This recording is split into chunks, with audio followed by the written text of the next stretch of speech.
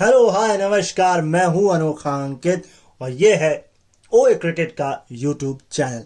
यहां बात होती है सिर्फ और सिर्फ क्रिकेट की। हम चल रहे हैं 30 डे स्ट्रीक पर क्योंकि मेरा चैनल फ्रीज हो गया था, यूट्यूब ने कर दिया था मेरी गलती की वजह से। लेकिन अब मैं चाहता हूं यूट्यूब फिर फ्रीज कर दे, और इस बार इसलिए कर दे कि यूट्यूब कहे कि भैया हमें आपके चैनल से फायदा नहीं हो रहा है, और ये आप करेंगे क्योंकि आपको पसंद तो आ नहीं रहा है। क्योंकि अगर आपको पसंद आ रहा होता तो आप लाइक करते, कमेंट करते, शेयर करते, सब्सक्राइब करते। तो ऐसा अगर ये पसंद नहीं आ रहा है तो डिसलाइक करना शुरू कर दीजिए, ताकि यूट्यूब को लगे कि इससे हमें कोई फायदा नहीं है, और मुझे भी पता लगे कि मेरा भविष्य इस चैनल के साथ नहीं है, मैं कुछ और करूं। और अगर पसंद आ रहा है तो फिर करिए, लाइक करिए। हम कर रहे हैं वुमेन्स T20 वर्ल्ड कप 2024 के मैच दर मैच के स्टैट्स। आज है सेकंड सेमीफाइनल, और ये है न्यूजीलैंड वर्सेस वेस्ट इंडीज के बीच खेला गया सेमीफाइनल, और ये 2016 का रिपीट था। 2016 में भी ये हुआ था, लेकिन तब वेस्ट इंडीज जीता था, चैंपियन भी बना था, और मेंस भी चैंपियन बना था, डबल डोज हुआ था। इस बार न्यूजीलैंड ने बाजी मार ली, बदला ले लिया। अच्छा, मैं जो पढ़ रहा था वो ये पढ़ रहा था कि 2014 तक चार बार सेमीफाइनल में पहुंचा न्यूजीलैंड, जिसमें से 2 बार तो वो रनर अप रहा, 2009 2010। वेस्ट इंडीज सिर्फ एक बार 2016 में फाइनल में पहुंचा। ठीक, इसके अलावा अगर मैं बात करूं इस टूर्नामेंट के प्रोग्रेशन की, मैं कहीं पढ़ रहा था, ये साउथ अफ्रीका इंग्लैंड जो मैच हुआ था वुमेन्स वाला, इसमें लगातार 23 मैच में से सिर्फ 5 थे साउथ अफ्रीका के खाते में। यही कहानी थी वेस्ट इंडीज की कि इंग्लैंड के सामने 2019 से 13 मैच हारने के बाद कहीं उनको जीत मिली थी। इस टूर्नामेंट की मैं बात करूं तो न्यूजीलैंड ने अपने 2 मैच जो जीते वो बैटिंग फर्स्ट करके जीते। इस मैच में उनको बैटिंग फर्स्ट करने को मिली। वहीं वेस्ट इंडीज ने अपने सारे मैच चेज करते हुए जीते, क्योंकि पहला मैच वो हारे थे बुरी तरीके से, तब उन्होंने बैटिंग फर्स्ट की थी। अच्छा, 2-3 बातें और थी कि न्यूजीलैंड ने इस पूरे 5 मैचों में पावर प्ले में सिर्फ 1 विकेट गंवाया, और यह सबसे बड़ी बात है। क्यों? क्योंकि पावर प्ले ही है जो आपको नींव देता है। आपके विकेट नहीं गिरेंगे तो आप आखिरी में फोड़ा फाड़ी मचा सकते हो, फिर चाहे वो मैन हो चाहे वुमेन हो। और अगर पावर प्ले में विकेट गिरे तो आपको नुकसान उठाना पड़ता है, आप वो टारगेट नहीं अचीव कर पाते हो जो आपको अचीव करना होता है। मेरी सांसें इसलिए भारी हो रही हैं क्योंकि मेरी तबीयत नहीं ठीक है, लेकिन जो चैलेंज लिया उसको पूरा करना पड़ेगा, तो थोड़ा सहयोग करिए, थोड़ा माफी दीजिए मुझे। एंड मैं और क्या पढ़ रहा था, मैं और इस पर डिग कर रहा था, तो मुझे ये पता लगा कि जो न्यूजीलैंड की जो सोफी डिवाइन है वो भी पहले मैच में चली, उसके बाद उनका बल्ला भी थोड़ा खामोश ही रहा। न्यूजीलैंड को जिताने में सबसे अहम भूमिका उनके एक्सपीरियंस्ड और बॉलर्स की रही है। अमेलिया कर को देख लीजिए, 4 मैच में 10 विकेट। और वेस्ट इंडीज की तरफ से भी एक बॉलर जिन्होंने बढ़िया किया है, वो भी हम उस पर चर्चा करेंगे। तो कुल मिलाकर के सारे हर्डल पार किए वेस्ट इंडीज ने, लेकिन न्यूजीलैंड से हार गई। स्कोर भी ज्यादा नहीं था, ऐसा नहीं कि बहुत बड़ा स्कोर था, 129 रन का टारगेट था। अच्छा, एक चीज और ओपिनियन, इसे आप दोनों तरीके से परसीव करिएगा, क्योंकि जो कहते हैं ना डबल साइड स्वॉर्ड, ये वो था। क्यों? क्योंकि देखिए, डिएंड्रा डॉटेन, स्टेफानी टेलर और हेली मैथ्यूज, ये 3 पावर हाउस हैं, इस पर टीम टिकी है। लेकिन अगर आप बहुत ध्यान से देखेंगे इस मैच में और पूरे टूर्नामेंट में, तो एक टैक्टिक्स के साथ उतरे थे ये कि हम अपने ये जो 3 खिलाड़ी इनको बाद में उतारेंगे। क्या ये बैकफायर किया? क्योंकि अगर आप जल्दी खिलाएंगे तो आपको नींव मजबूत मिलेगी, फिर आपके पास प्रेशर कम होगा। लेकिन इसका डबल स्वॉर्ड ये है कि अगर ये जल्दी गिर गए जल्दी खिलाने के चक्कर में, तो फिर बाद में प्रेशर आ जाएगा। तो ये दोनों तरफ की चीजें थी। लेकिन अब इसमें कौन सी चीज ठीक बैठी, ये टीम को एनालाइज करना है कि हमने जो बाद में खिलाया डॉटन को, स्टेफानी को और हेली मैथ्यूज को, क्या वो हमारे लिए फायदे का सौदा था कि नहीं? सॉरी, गला खराब है, मैंने कहा ना, सांसें भारी हो रही हैं। खैर, so stat 4 wicket, most 4 wicket in WTC world cup 2020 में। 3 है डिएंड्रा डॉटन के नाम, 2 है डेविड हैं एक इंडिया की, उनके नाम, 2 ही है मैगन शट और टाइला मैकग्राथ के नाम, है ना। डायना डेविड हैं शायद इनका नाम, और अभी शायद इनको हॉल ऑफ फेम भी शायद दिया गया, अगर मैं गलत नहीं हूं तो ICC की तरफ से, अगर ये यही हैं तो खैर, नेक्स्ट स्टैट। टाइला मैकग्राथ नहीं है, ये है एशली गार्डनर, ठीक है। तो ये था 4 जो है 4 विकेट हॉल। अब 4 फर नॉकआउट मैचेस में वर्ल्ड कप में T20 में, यानी कि एक मैच में 4 विकेट, वो भी नॉकआउट में। नीचे से शुरू कर रहा हूं और इसमें सबसे नीचे नाम है आयाबोंगा खाखा। ये था 4/29 जो लिया था सेमीफाइनल 2023 केप टाउन में इंग्लैंड के खिलाफ, साउथ अफ्रीका की तरफ से।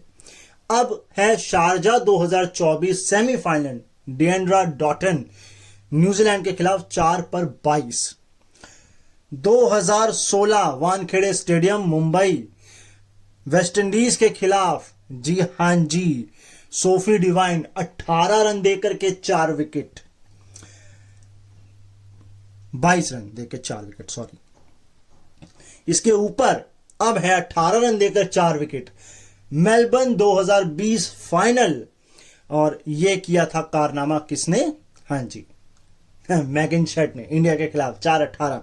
सबसे ऊपर है जूली हंटर, ये ऑस्ट्रेलिया बनाम West Indies, Colombo 2012 semifinal, 22 run देकर 5 विकेट। अब ये जो एशली फ्लेचर हैं वेस्ट इंडीज की तरफ से, ये जॉइंट हो गई हैं एक वर्ल्ड कप में सबसे ज्यादा विकेट लेने के मामले में, 10 विकेट। 10 से आगे बढ़ नहीं पाई क्योंकि बाहर हो गई। खैर, जॉइंट जो इनके साथ हैं डिएंड्रा डॉटन, उन्होंने 2018 के टूर्नामेंट में 10 विकेट निकाले थे, और फ्लेचर जो हैं इन्होंने ये काम किया है। एमिलिया करिन से आगे निकल गई क्योंकि उन्होंने फाइनल खेला है। तो नेक्स्ट स्टैट, जो बात मैं आपसे कह रहा था उसको मैं अब वजन दे देता हूं स्टैट के साथ। स्टैट मैं आपको पिछले एपिसोड में भी बता चुका हूं, इंग्लैंड के खिलाफ जब हमने ये मैच किया था वेस्ट इंडीज का, कि वेस्ट इंडीज का पावर प्ले में स्कोर, फिर से सुन लीजिए जो नहीं सुन पाए हैं दोबारा से। साउथ अफ्रीका के खिलाफ पहला मैच खेला 31/2, स्कॉटलैंड के खिलाफ 46/2, बांग्लादेश के खिलाफ 48 पर कोई नहीं, पावर प्ले का स्कोर है ये।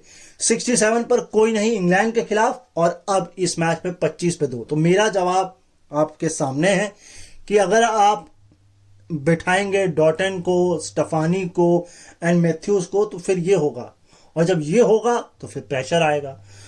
अब मैंने जो बात बोली उसको भी मैं रखूंगा कि मान लीजिए खिला देते और 25/2 तब होता, तो फिर वो, अब प्रेशर आपको कैसे क्या करना है ये आपको देखना पड़ेगा। लेकिन एक स्टैट जो मेरे हाथ लगा, सूजी बेट्स, अब इसे आप अच्छा कहें बुरा कहें ये आप समझिए, 2 तरीके हैं, या तो आपको इनकी जरूरत नहीं है या ये अच्छा नहीं कर रही थी। क्योंकि ये जो लास्ट इन्होंने बोल्ड विकेट लिया, ये लिया था मार्च में इंग्लैंड के खिलाफ वेलिंगटन में, और जो विकेट वर्ल्ड कप में T20 में इन्होंने आखिरी बार लिया था इस मैच से पहले, वो लिया था 2018 बेंगलोर साउथ अफ्रीका के खिलाफ।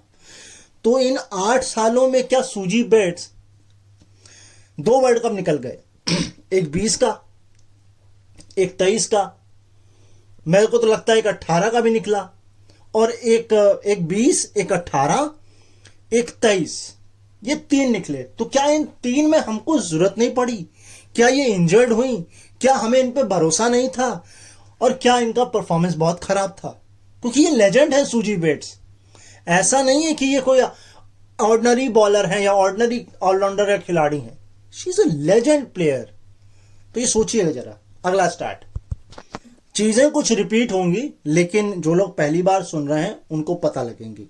तो पहली चीज तो ये कि 6 बार सेमीफाइनल में पहुंची वेस्ट इंडीज, इसमें से सिर्फ 1 बार जीती है, 5 बार हारी, और वो जो 1 बार जीती थी उसमें भी फाइनल में पहुंच के चैंपियन बनी। तो ये उनके लिए एक अड़ंगा है कि यहां तक तो पहुंच जाते हैं, फाइनल नहीं पहुंच पाते। सेम जो है वो न्यूजीलैंड के साथ है।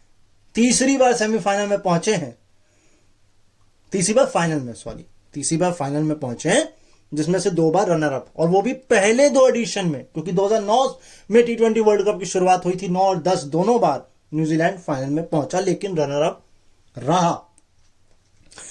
इसके अलावा ये 10 जो स्ट्रीक थी लूज की इस वर्ल्ड कप से पहले न्यूजीलैंड की, ये सबसे लॉन्गेस्ट स्ट्रेचिंग स्ट्रीक थी उनकी। वेस्ट इंडीज का प्रोग्रेशन, फिर आपको स्टैट के माध्यम से अपनी बात रखता हूं।